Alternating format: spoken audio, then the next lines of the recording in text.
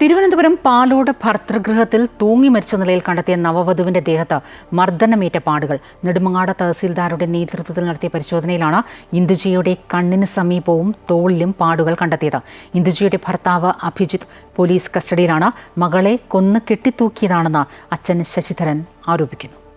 ആദിവാസി വിഭാഗത്തിൽപ്പെട്ട ഇന്ദുജയും അഭിജിത്തും 2 വർഷത്തോളം പ്രണയത്തിലായിരുന്നു. പക്ഷേ ഇവരുടെ വിവാഹത്തിന് വീട്ടുകാർക്ക് സമ്മതമായിരുന്നില്ല. 4 മാസം മുൻപ് ഇന്ദുജയെ വീട്ടിൽ നിന്ന് അഭിജിത്ത് വിളിച്ചിറക്കി അമ്പലത്തിൽ പോയി താലി ചാർത്തിയ ശേഷം ഒരുമിച്ച് താമസിക്കുകയായിരുന്നു. ഇവർ വിവാഹം നിയമപരമായി രജിസ്റ്റർ ചെയ്തിരുന്നില്ലെന്നാണ് വിവരം. വിവാഹശേഷം സ്വന്തം വീട്ടുകാരുമായി ഇന്ദുജയ്ക്ക് കാര്യമായ ബന്ധമുണ്ടായിരുന്നില്ല. ഇന്നലെ ഉച്ചയ്ക്ക് 1:30 അഭിജിത്തിന്റെ വീട്ടിൽ 2ാമത്തെ നിലയിലെ ജനലിൽ തൂങ്ങി മരിച്ച നിലയിലാണ് ഇന്ദുജയെ കണ്ടെത്തിയത്. ഈ സമയത്ത് അമ്മു മാത്രം വീട്ടിലുണ്ടായിരുന്നത് എന്നാണ് അഭിജിത്തിന്റെ മൊഴി. കൊലപാതകമടക്കം ആരോപണമുയർന്ന സാഹചര്യത്തിലാണ് ഇന്ന് നെടുമങ്ങാട് തഹസീൽദാരുടെ നേതൃത്വത്തിൽ പരിശോധന നടത്തിയത്. ഈ പരിശോധനയിലാണ് ഇന്ദുജിയുടെ കണ്ണിന് സമീപവും തോളിലും മർദ്ദനമേറ്റ പാടുകൾ കണ്ടെത്തിയത്. മരണത്തിൽ ദുരൂഹത ആരോപിച്ച ഇന്ദുജിയുടെ അച്ഛൻ ശശിധരൻ കാണി പോലീസിന് പരാതി നൽകി. അഭിജിത്തിനെ പോലീസ് വിശദമായി ചോദ്യം ചെയ്യുകയാണ്. അമൃത ന്യൂസ്, തിരുവനന്തപുരം.